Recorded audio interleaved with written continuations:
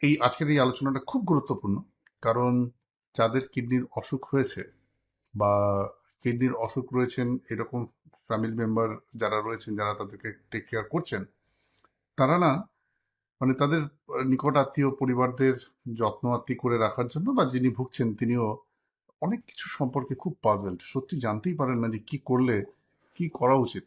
আর কিডনির অসুখ তো খুব একটা সোজা অসুখ নয়। এই অসুখটা হলে কিছু শারীরিক সমস্যা এমন দেখা দেয় যার জন্য সত্যি শরীর খুব দুর্বল হতে শুরু করে, নানান রকম সমস্যা আসে। এগুলো তো আমরা কিডনি রোগের লক্ষণ কি এরকম অনেকগুলো ভিডিওতে আমরা আলোচনা করেছি। যারা আজকের এই ভিডিওটা প্রথম শুনছেন, আমি রেকমেন্ড করবো কিডনি রোগের লক্ষণ কি, দেখলে কিডনি রোগ বোঝা যায়, এই সমস্ত কিছু নিয়ে আমাদের অনেকগুলো ভিডিও এর আগেও আছে এই আমাদের এই চ্যানেলে, সেগুলো আপনারা একবার একটু শুনে নেবেন। যারা প্রথম তার আজকের এই ভিডিওটা শুনছেন তাদের জন্য, যে আমার নাম ডক্টর প্রতিম সেনগুপ্ত, আমি একজন নেফ্রোলজিস্ট, আমি ডিরেক্টর অফ নেফ্রোকেয়ার ইন্ডিয়া। কলকাতাতে আমাদের যে ক্লিনিক নেফ্রোকেয়ার, সেখানে আমাদের একটা খুব সুন্দর কিডনি রোগীদের 360 ডিগ্রি কেয়ারের একটা ফেসিলিটি রয়েছে। তো এই ভিডিওগুলো করবার উদ্দেশ্য হচ্ছে যাতে সাধারণ মানুষের চেতনা বাড়িতে বসেই তারা কিডনির রোগ সম্পর্কে অনেক কিছু সম্পর্কে জানতে পারেন, যাতে কিনা তারা ভালো থাকে। তো আসুন আজকে যে বিষয়টা নিয়ে আমি আলোচনা করবো সেটা হচ্ছে কোন কোন বিষয়গুলো ঠিক ঠিক করে মেনে চললে একজন কিডনি রোগী সুস্থ থাকবেন, তিনি কিডনির রোগ নিয়েও একটা স্বাভাবিক সুস্থ জীবনযাপন করতে পারেন। তো এইটা বলার আগে যেটা প্রথম বলা দরকার সেটা হচ্ছে আহ, আমাদের কিডনি রোগের তো অনেকগুলো স্টেজ রয়েছে। আপনারা নিশ্চয়ই জানেন যে কিডনি রোগকে আমরা স্টেজ 1 টু স্টেজ 5 এরকম বেশ কতগুলো স্টেজে ভাগ করি, জিএফআর এর উপর ভিত্তি করে। মানে আপনার অত স্টেজের ক্রিটিক্যালিটির মধ্যে না গেলেও চলবে। স্বাভাবিকভাবে বোঝা দরকার যে কিডনি রোগ একটা বিগ স্পেকট্রাম, মানে 1.1 একটু কিডনি থেকে প্রোটিন লিক হচ্ছে বাট ক্রিয়াটিনিন নর্মাল, এটাও যেমন একটা কিডনির সামান্য অসুখ। আবার যাদের ক্রিয়াটিন খুব বেড়ে 10-15 হয়ে গেছে, আহ প্রচন্ড রকম অ্যানিমিয়া রক্তশূন্যতা দেখা দিয়েছে, সেটাও একটা কিডনির অসুখ। তাহলে এই যে বিরাট দুটো স্পেকট্রাম, যেখানে খুব অল্প মাত্রায় কিডনিকে আমরা সুস্থতার থেকে একটু অসুস্থতার দিকে কিছু অসুস্থতার লক্ষণ দেখতে পাচ্ছি, ভিসাভিস একটা খুব অ্যাডভান্স ডিজিজ যেখানে কিডনি প্রায় কাজ করছেই না ঠিকঠাক করে, তার জন্য নানান রকম শারীরিক সমস্যা দিচ্ছে। এই দুটো ব্যাপারের মধ্যে কিন্তু বিস্তর ফারাক রয়েছে তাদের জীবনযাপন প্রণালী, তাদের ফ্লুইড ইনটেকের বিহেভিয়ার সবকিছু সম্পর্কে। সুতরাং কি কি মেনে চলা উচিত, এই পার্টগুলো আমি দুটো ভাগে ভাগ করে বলবো। যারা প্রাথমিক পর্যায়ে কিডনির অল্প বিস্তর অসুখ হয়েছে, মানে স্টেজ 1 টু স্টেজ 2 স্টেজ 3 এইরকম যারা, আর যাদের একটু অ্যাডভান্স কিডনি ডিজিজ মানে স্টেজ 4 স্টেজ 5, এদের দুজনের একটু বোধহয় জীবনযাপনের মধ্যে কিছু পার্থক্য রয়েছে। এই প্রথম পার্টটা আমরা আজকে ডিসকাস করব, যাদের প্রাথমিক কিডনির অসুখ তারা কি করবে। ধরা যাক একজন মানুষের কিডনির ক্রিয়াটিনিন 1.4 1.6, তার হয়তো ডায়াবেটিস আছে, হাইপারটেনশন আছে, খুব কমন, এটাই দেখা যায় আমাদের দেশে। বা একজনের বয়স হয়েছে 60 থেকে 70 বছর, ক্রিয়াটিন সামান্য একটু বেড়েছে, এরকম একজন মানুষের ক্ষেত্রে কি করা উচিত। প্রথম যে জিনিসগুলো ওনাদের মাথায় আসে না, ইউটিউব ঘেটে নানান ধরনের ভিডিও পড়ে বই পড়ে বন্ধুদের পরামর্শ নেয়, সেটা হচ্ছে কিডনির একটু ক্রিয়াটিন বাড়লো মানে প্রথম কাজ সবাই যেটা করেন সেটা হচ্ছে সব খাওয়া দাওয়া বন্ধ করে, সমস্ত রকম ডাল বন্ধ, মাছ বন্ধ, ডিম বন্ধ। যারা মানে ভেজিটেরিয়ান তাদের ক্ষেত্রে দেখা গেছে যে সোয়াবিন টোয়াবিন সবকিছু বন্ধ করে দিচ্ছেন, পাঁপড় বন্ধ। মানে প্র্যাকটিক্যালি আমাদের কাছে এরকম অনেকেই আসেন যারা এসে বলেন, শুনলে খুব কষ্ট লাগে জানেন, যে শুধুমাত্র লাউ চিচিঙ্গে আর করল্লা সেদ্ধ করে নুন ছাড়া খেয়ে বেঁচে আছি, কেন না ক্রিয়াটিন 1.2। বিশ্বাস করুন, এতে না যতটা না কিডনির ভালো হয় তার থেকে বেশি ক্ষতি হয়। কেন জানেন? আপনি দিনে দিনে দুর্বল হয়ে পড়বেন, শারীরিকভাবে আপনি সাংঘাতিক রকম দুর্বল হয়ে পড়বেন। একটা মানুষের স্বাভাবিক জীবন ধারণের জন্য যে পরিমাণ ক্যালোরি, যে পরিমাণ প্রোটিন, যে পরিমাণ ফ্যাট, যে পরিমাণ মাইক্রোভিটামিনস অ্যান্ড মিনারেলস দরকার, সেইগুলো যদি সঠিকভাবে তার শরীরে না যায়, তাহলে তার শরীর দুর্বল হতে বাধ্য। একই কিডনি রোগের জন্য তার দুর্বলতা আসে বা তার নিউট্রিয়েন্ট ডেফিসিয়েন্সির জন্য সে সাংঘাতিক রকম দুর্বল হতে শুরু করে।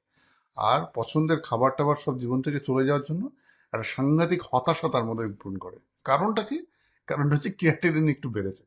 বিশ্বাস করুন, এই প্রাথমিক স্টেজে এই fanatic food restriction leading to malnutrition is more dangerous than itself যে ক্রিয়াটিন সামান্য একটু 1.2 কি 1.4 ক্রিয়াটিন হয়েছে, ইট হার্ডলি ম্যাটার্স। বিশ্বাস করুন, ক্রিয়াটিনিন এই জিনিসটা না ডিপেন্ড করে অনেকগুলো ফ্যাক্টরের উপর। বয়স, মাসেল মাস, তার অ্যাক্টিভিটি, কি ধরনের কাজকর্ম সে করছেন, ড্রিঙ্কিং বিহেভিয়ার, এই সমস্ত কিছুর উপর বেস করে সোয়েট টেন্ডেন্সি, যারা প্রচন্ড পরিমাণ ঘামেন কম ঘামেন তাদের দুজনের ক্রিয়াটিন একরকম হয় না, এই সমস্ত ব্যাপারগুলোকে পর্যালোচনা করে কিন্তু একটা মানুষের রক্তের ক্রিয়াটিনের মাত্রা ঠিক হয়। কিন্তু আমরা তো অতটা বুঝি না, অতটা ডেপথে যাওয়া সম্ভব নয়। আমরা দেখলাম রিপোর্টে রয়েছে নর্মাল ক্রিয়াটিন 0.8 আর আমার ক্রিয়াটিন 1.2। ক্রিয়াটিন বেড়ে যাওয়া মানে তো কিডনি খারাপ। ব্যাস, কিডনি খারাপ হলে কি করতে হবে? প্রোটিন খেতে হবে না? ব্যাস, বাড়িতে এসে সমস্ত খাবার বন্ধ। তারপর কিছু কিছু উপকারী চিকিৎসক বন্ধু বলুন, বাড়ির লোক বলুন, সবাই রয়েছেন, তারা আরো তার মধ্যে একটু আরো চাপিয়ে দিলেন যে ডাল খাবি না, একদম ডাল খেলে তো যাবে কিডনিটা, আর মাংস ছোঁয়াই যাবে না, চিকেন ছোঁয়াই যাবে না, এসব করবি না, ডিম একদম ডিমের সাদা কুসুম কিচ্ছু খাবি না। ব্যাস, মানুষের সারাদিন ধরে হাওয়া, একটু জল, ও জলেও বা রেস্ট্রিকশন, এখন তো বলা হচ্ছে যে কিডনি অসুখ হলে জল 1 লিটার বেশি খাওয়া যাবে না। এই সব শুনে একটা বিভ্রান্তকর সিচুয়েশন। আমি বলি যে কিডনির অসুখের প্রাথমিক স্টেজে নিউট্রিশন একটা প্রচন্ড গুরুত্বপূর্ণ রোল প্লে করে। শুধু প্রাথমিক স্টেজে নয়, অ্যাডভান্স স্টেজেও রোল প্লে করে।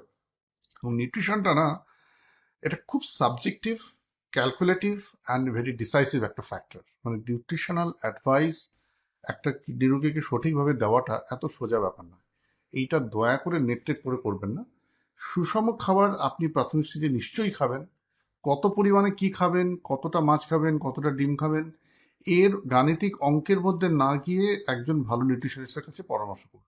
আমাদের নেফ্রোকেয়ারে প্রায় 6 থেকে 7 জন স্পেশালাইজড রিনাল নিউট্রিশনিস্ট রয়েছে। আপনারা একদিন যে কোনো দিন মানে তাদের সঙ্গে টেলিফোনে, অনলাইনেও তাদের সঙ্গে যোগাযোগ করতে পারেন, করে আপনার রোগের পরিস্থিতি বুঝে ডায়েটটা কি হওয়া উচিত এবং তার কি কি ফ্লেক্সিবিলিটি হওয়া উচিত এইটা জানা দরকার। ডায়েট মনোটোনাস হলে মানুষ খুব বোরডমে ভোগে।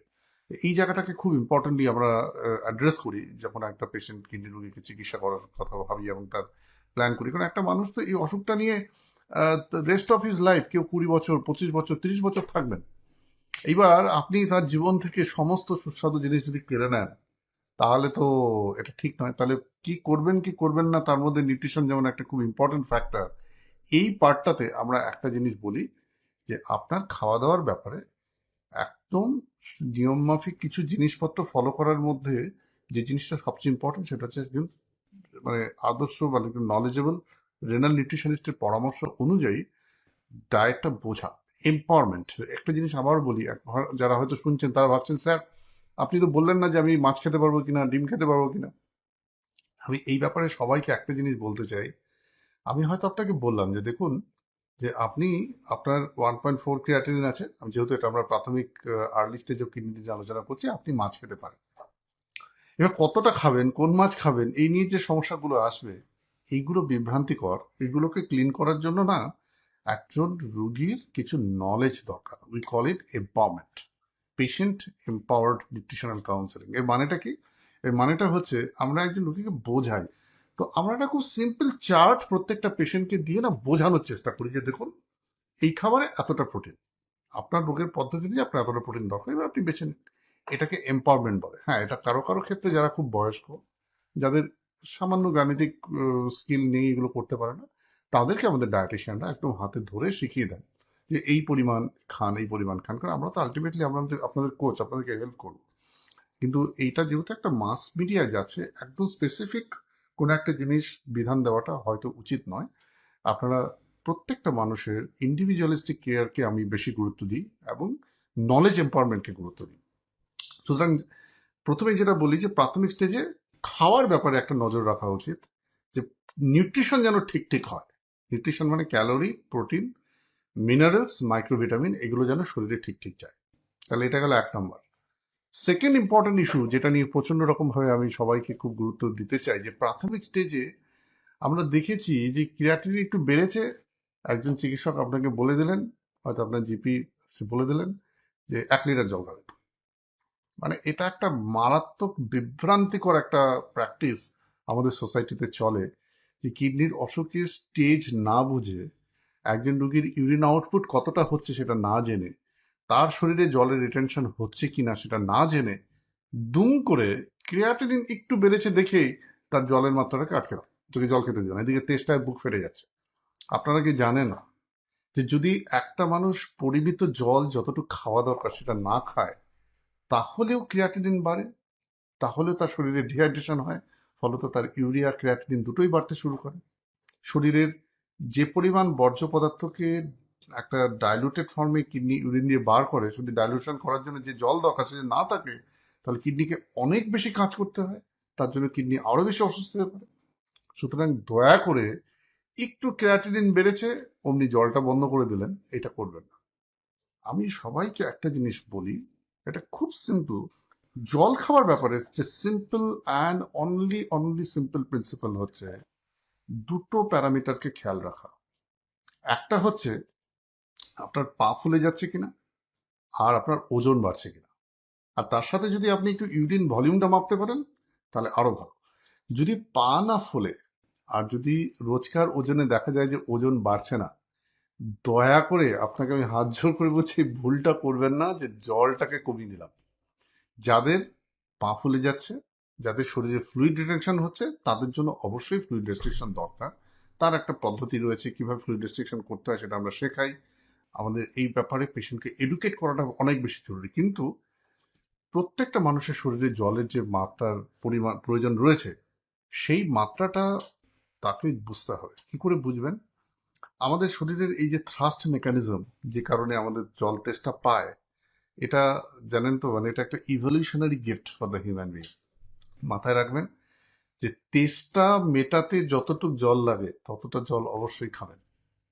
এইবার যদি দেখা যায় যে তেষ্টা মেটাতে যে জলটা প্রয়োজন সেটা খেতে গিয়ে আপনার পা ফুলছে, ওজন বেড়ে যাচ্ছে, শ্বাসকষ্ট হচ্ছে, এবং এটা খুব relevant for advance kidney disease patient. Early স্টেজে এটা একদম রিলেভেন্ট নয়, কারণ আর্লি স্টেজে কারোরই খুব একটা ফ্লুইড রিটেনশন হয় না, ওজন বাড়ে না, শ্বাসকষ্ট হয় না, একটু ক্রিয়াটিন বেড়েছে, সেই জন্য দয়া করে জলটা বন্ধ করে দেবেন না। তেষ্টা মেটাতে যতটুকু জল দরকার সেটা নিশ্চয়ই খাবেন।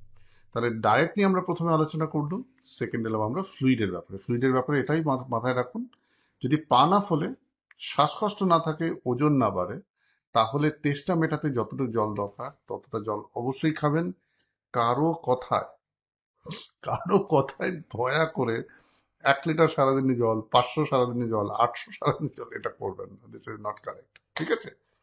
ফ্লুইড হল থার্ড অ্যান্ড ফরমোস্ট ইম্পর্টেন্ট যেটা জিনিস, যেটা হচ্ছে কিডনি অসুখের দুটো ডেরিভেটিভস আছে। একটা ডেরিভেটিভস হচ্ছে ডায়াবেটিস থেকে, একটা ডেরিভেটিভস হচ্ছে ব্লাড প্রেশার বেড়ে যায়, আর একটা ডেরিভেটিভস হচ্ছে ডায়াবেটিস থেকে কিডনির অসুখ। সুতরাং যাদের ডায়াবেটিস আছে এবং কিডনির অসুখ হয়েছে, তাদের খেয়াল রাখা উচিত যে ব্লাড সুগার যেন খুব ওয়েল কন্ট্রোল থাকে। ব্লাড সুগার ওয়েল কন্ট্রোল করার জন্য কি দরকার? ডায়াবেটিসের জন্য খাবার দাবারের মধ্যে, এটা আবার একটা নিউট্রিশনের পার্টেই চলে গেল, সেই পার্টটাকে আমরা খুব এমফাসাইজ করছি, কারণ ডায়েট যদি ঠিক হয় তাহলে গ্লাইসেমিক কন্ট্রোল রাখতে খুব সুবিধা হয়। আর পাশাপাশি রেগুলার এক্সারসাইজ করা উচিত। রেগুলার এক্সারসাইজ আমাদের তো, আপনারা যারা আমাদের সঙ্গে জুড়ে আছেন, নেফ্রোকেয়ারের ফ্যামিলিতে যারা রয়েছেন, তারা সবাই জানেন যে আমরা এক্সারসাইজকে কি সাংঘাতিক গুরুত্ব দিই। মুক্তি বলে আমাদের একটা ডেডিকেটেড প্রোগ্রাম রয়েছে, we have a lifestyle councillors, we have a exercise trainers, যারা এই জিনিসগুলো প্রত্যেকটি কিডনি রোগীর পেশেন্টকে ইন্ডিভিজুয়ালি শেখানোর ব্যবস্থা করে। আচ্ছা, যতক্ষণ আপনারা সেই সুযোগটা না পাচ্ছেন, সবার পক্ষে তো হয়তো নেটওয়ার্কের আসা সম্ভব নয়, বা এই one to one care video নিচ্ছেন মানে, ভিডিও দেখছেন মানে সেখানে চলে আসতে ব্যাপার নয়, তাদের জন্য বলি অ্যাটলিস্ট হাঁটুন। সকালবেলা অ্যাটলিস্ট আধা ঘন্টা হাঁটার চেষ্টা করুন, সকালে বা বিকেলে হাঁটুন। আচ্ছা, যারা হাঁটতে পারেন না, বয়স্ক মানুষ, হয়তো আর্লি স্টেজ কিডনি ডিজিজ আছে, ঘরেই থাকছেন, বাইরে যাওয়ার সমস্যা রয়েছে, তাদের জন্য কিছু কিছু খুব সিম্পল এক্সারসাইজ আমরা শেখাই, যেগুলো চেয়ারে বসে করা সম্ভব। আর একটা খুব সিম্পল টেকনিক আমি আপনাদের বলে দিচ্ছি। আমাদের উদ্দেশ্যটা হচ্ছে বডিকে অ্যাক্টিভ রাখা, ফিজিক্যালি মেন্টালি আমাদের বডিকে যতটা সম্ভব অ্যাক্টিভ রাখা যায়। এটা প্রচন্ড রকম হেল্পফুল ফর কিডনি ডিজিজ ভালো রাখার জন্য, কারণ যদি বডি অ্যাক্টিভ থাকে না, তাহলে circulation to the kidney improve করে, আর কিডনিতে যদি সার্কুলেশন বাড়ে তাহলে কিডনি আরো সুস্থ থাকে। সেই জন্য কি করা উচিত, যারা বয়স্করা হাঁটাচলা করতে অসুবিধা হচ্ছে তাদের উচিত যে তারা যেন ঘরেই হাঁটাচলা করেন, রোজকার কাজকর্মগুলো বেশি বেশি করে করেন। আমরা একটা খুব সিম্পল টেকনিক শেখাই, সেটাকে বলে ডাবল টাচ টেকনিক। মানে কি, ধরুন আপনি চেয়ার থেকে বসে বেসিনে হাতটা ধুতে যাচ্ছেন, অ্যাজ ইফ আপনি গেলেন, আবার চলে এলেন, আবার গেলেন, মানে যে কাজটা একবারে করা যায় সেটা দুবারে করুন। এই চলাফেরাটা তাহলে বেশি হবে। আপনি ধরুন টুথব্রাশটা নিয়ে দাঁত মাজতে যাচ্ছেন, মাথায় রাখুন যে আমি তো বাইরে হাঁটতে যাচ্ছি না, আজকে ডাবল টাচ টেকনিক করবো। কি করব, আমি ঘর থেকে উঠে যেখানে বাথরুমে যেখানে টুথব্রাশটা আছে সেখানে গেলাম, আবার ঘরে চলে এলাম, আবার গেলাম। এই সিম্পল কয়েকটা প্রসেস যদি আমরা ফলো করি না, তাহলে we can increase our calorie burning. It also helps to control our blood sugar for specially those who are diabetic. তাহলে exercise is another very very important tool. Controlling blood sugar is a very important tool. সে ওষুধের দ্বারা হোক, diet control করে হোক, বা অ্যাক্টিভিটির মাধ্যমে হোক। থার্ড মোস্ট ইম্পর্টেন্ট ফ্যাক্টর যাদের কিডনিকে ভালো রাখার জন্য যেটার দিকে খেয়াল রাখা উচিত, সেটা হচ্ছে ব্লাড প্রেশার কন্ট্রোল রাখা। আমি বলি প্রত্যেকটি কিডনি রোগীর বাড়িতে একটা ব্লাড প্রেশার মেশিন থাকা উচিত, এবং তার জানা উচিত যে কি করে ব্লাড প্রেশার দেখতে হয়। সেই ব্লাড প্রেশার চেক করে সিস্টলিক 130 থেকে 140 রেঞ্জ ইজ অ্যাকসেপ্টেবল, আর ডায়াস্টলিক 70 থেকে 80 এই রেঞ্জটা অ্যাকসেপ্টেবল। এর মধ্যে ব্লাড প্রেশারটাকে রাখার চেষ্টা করা উচিত, সেটা by reduction of the salt intake, regular activities, exercise, asana pranayama, এবং তার পাশাপাশি প্রয়োজন মতো প্রেশারের ওষুধ। এই সবকটার সম্মিলিত প্রয়োগে ব্লাড প্রেশারকে কন্ট্রোলে রাখা উচিত। অ্যান্ড আরেকটা খুব ইম্পর্টেন্ট স্টেজ, যারা আর্লি স্টেজের কিডনির অসুখে ভুগছেন তাদের বলি যে একটা every 3 months is a minimum time of frame, যার মধ্যে আমাদের টেস্ট পত্রগুলো করে দেখে নেওয়া দরকার যে কিডনি ফাংশনটা স্টেবল আছে কিনা। কিডনি ফাংশনটা স্টেবল আছে কিনা এটা বোঝা যায় যে কটা টেস্ট করে, সেটা আমরা বিভিন্ন ভিডিওতে আলোচনা করেছি। সেইগুলো মাথায় রেখে না, ইন্টারমিটেন্টলি এভরি 3 মান্থস আপনার রুটিন ল্যাব ওয়ার্কগুলো করুন, আর প্রয়োজন মতো আপনার নেফ্রোলজিস্টকে দেখিয়ে ওষুধপত্রের টাইট্রেশনটাকে ঠিকঠাক করে নেওয়া উচিত। এবং ডায়েটারি রিভিউটাও কিন্তু প্রত্যেক 3 মাসে একবার করে করা দরকার, কারণ অনেকেই একবার ডায়েট চার্ট নিয়ে গেলেন, ডায়েটিশিয়ানের সাথে বসলেন, কাউন্সিলিং হলো, সেটাই ফলো করে যাচ্ছেন, এটা ঠিক নয়। স্টেজ অনুযায়ী, ল্যাবরেটরি রিপোর্টস অনুযায়ী ডায়েটের মডুলেশন কিছু দরকার। তাহলে nutrition, fluid intake, regular exercise activity, blood sugar control, blood pressure control, আর timely testing and medical intervention, এই কটা জিনিস যদি আমরা ফলো করি, তাহলে একজন কিডনি রোগী সম্পূর্ণ সুস্থভাবে তার জীবনযাপন করতে পারে প্রাথমিক স্টেজে। অ্যাডভান্স স্টেজে যারা ভুগছেন তাদের এই জিনিসগুলো অ্যাবসলিউটলি কমন, কিন্তু তাতে কিছু কিছু অ্যাডভাইসের চেঞ্জ মেডিকেলি হয়, understanding the lab reports, understanding the disease severity, understanding, ধরা যাক একজন খুব পেশেন্ট যার ক্রিয়াটিনিন 8-9, সেই রুগীটি কি কি এক্সারসাইজ করবেন, উনি সব এক্সারসাইজ তার জন্য চলবে না, তাকে কিছু কিছু রেস্ট্রিকটিভ এক্সারসাইজ করতে হবে, যেটা আমরা শেখাই। কারো ডায়ালিসিস চলছে, হাতে ফিস্টুলা রয়েছে, সে কোন ধরনের ব্যায়াম করবেন, সেগুলো আমরা সব শেখাই। এগুলো খুব কাস্টমাইজ একটা কেয়ার, কিন্তু অ্যাক্টিভিটি বাড়ির শরীরের মধ্যে কিছু না কিছু রাখা দরকার। কি হবে, কি ধরন হবে, সেটা আমরা পাল্টাই। ফ্লুইড ইনটেক, এক একটা পেশেন্টের কিরকম শরীরে জলের মাত্রা রয়েছে, তার জল কিরকম রয়েছে। আপনারা তো অনেকেই জানেন যে বিসিএম বলে একটা টেস্ট আছে, যে বিসিএম টেস্টটা খুব সিম্পল একটা টেস্ট। এইটা করলে বোঝা যায় যে শরীরের ফ্লুইডের অ্যাকুমুলেশন কোথায় কতটা হয়েছে। সেটা দিয়েও কিন্তু আমরা অনেক সময় ঠিক করি যে কে কতটা জল খাবেন in advance kidney disease. Early স্টেজে এটা খুব একটা প্রয়োজন হয় না। কার্ডিয়াক ফাংশন অ্যাসেস করে নিয়ে এটা ঠিক করা হয়। সল্ট ইনটেকের একটা সুন্দর অ্যাডভাইস দেওয়া হয়। সুতরাং nutrition is also important in advance stage, but that has a specific demand, and সেই ডিমান্ড অনুযায়ী তার প্রয়োজনগুলোকে সব আমাদের চেঞ্জ করে নিতে হয়। Blood pressure control, exercise, activity, diet, এগুলো সম্পর্কে আমি বারবার করে গুরুত্ব দিচ্ছি, কারণ এই জিনিসগুলো খুব ইম্পর্টেন্ট। এবং এই দুটো গ্রুপের জন্য যেটা সবচেয়ে ইম্পর্টেন্ট, সেটা হচ্ছে হতাশায় ভুগবেন না। আপনাদের একটা কথা বারবার করে বলি, কিডনির অসুখ হলে একটা মানুষকে আমরা দেখেছি, যতটা না তার শারীরিক দুর্বলতা, যতটা না তার শারীরিক কষ্ট, তার থেকে বেশি একজন মানুষ খুব হতাশ হয়ে পড়েন এই ভেবে যে আমার বোধহয় আর বাঁচার সম্ভাবনা নেই, আমার বোধহয় সব শেষ হয়ে গেল, ছোট ছোট বাচ্চা, আর বোধহয় 2 দিন পর ডায়ালিসিস করে আমি মরে যাবো। এই যে আতঙ্ক, এই যে হতাশা, এই যে একটা বিভিন্ন রকম ভয়, এইটা একটা মানুষকে আরো দুর্বল করে, আরো অসুস্থ করে তোলে, এবং তার কিডনির অসুখের মাত্রাকেও বাড়িয়ে দেয়। আপনারা কি জানেন যে যখনই একটা মানুষ খুব স্ট্রেসড হয় ইমোশনালি, তার শরীরে কিছু হরমোন সিক্রেটেড হয়, যে হরমোনগুলো ব্লাড প্রেশার বাড়িয়ে দেয়, যে হরমোনগুলো ফাইব্রোটিক চেঞ্জেস বাড়িয়ে দেয়, এবং leading to lot of problem in the kidney. Kidney তো একটা সাংঘাতিক সিম্প্যাথেটিক বাফার, তো স্ট্রেস বেড়ে গেলে, স্ট্রেস হরমোন সিক্রেটেড হলে তার কিডনির ফাংশনালিটি আরো কমতে বাধ্য। মানুষ মারাত্মকভাবে সেই মানুষটি আরো কিন্তু দ্রুত দ্রুত তার কিডনির অসুখের পাশে খাওয়া হয়। সুতরাং হতাশায় ভুগবেন না। হতাশা থেকে বেরিয়ে আসার কতগুলো পদ্ধতি আছে। আমাদের কিছু স্পেশাল মেডিটেশন আছে, যেটা আমরা আমাদের সিকেডি পেশেন্টদেরকে করাই, এবং এই মেডিটেশনগুলোর প্রচন্ড রকম ভাবে হেল্প করে to gain positivity, to gain out of this crisis. যে এই যে মানসিক অবসাদটা একটা মানুষকে গ্রহণ করে, সে কি করে এটা থেকে বেরিয়ে আসবে। আমি রেকমেন্ড করবো আপনাদেরকে এইগুলোতে, এই সেশনগুলো আপনারা জয়েন করুন। এবং এটা না সাংঘাতিক রকম ভাবে একজন কিডনি রোগীকে তার মানসিক জোর, মানসিক বল এবং সুস্থভাবে বাঁচতে তাকে সাহায্য করে। সত্যি তো কোয়ালিটি অফ লাইফটাই ম্যাটার করে। যদি কারো কোয়ালিটি অফ লাইফ খারাপ হয়, সে সুস্থ থেকে করবে কি? যে অবসাদগ্রস্ত, বিষাদগ্রস্ত, সারাদিন দুঃখে রয়েছেন, তার কিডনির অসুখ থাকুক বা না থাকুক, সুস্থ মানুষকেও আমরা দেখেছি অবসাদে এমন ক্লান্তিতে ভোগেন যে তাদের বেঁচে থাকার কোনো মানেই হয় না। তো এই জিনিসটা আপনাকে আবার বলছি যে you must survive for a bigger purpose, not for the cause of your disease, not you get depress for the disease you are suffering from. এইটা মাথায় রাখবেন। অ্যাওয়ার থাকা ভালো, আতঙ্কিত হওয়া ভালো না। Awareness is good but anxiety is bad. সুতরাং এই মানসিক জায়গাটাকে যদি ঠিক করা যায়, যে ভয় আতঙ্ক থেকে যদি আমরা কিছুটা নিজেদেরকে বের করে আনতে পারি, তাহলে আমাদেরকে আমরা অনেক ভালোভাবে কিডনির অসুখ নিয়ে বাঁচতে পারবো। আর একটা বিষয় যেটা বলা খুব দরকার, সেটা হচ্ছে কিডনি রোগীদের যেন 8 ঘন্টা স্লিপ হয়।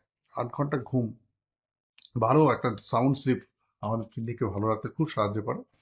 এবার ঘুম তো আসে না, ঘুম আজকাল এখন খুব দূরহ একটা দুষ্প্রাপ্য বিষয় হয়ে গেছে।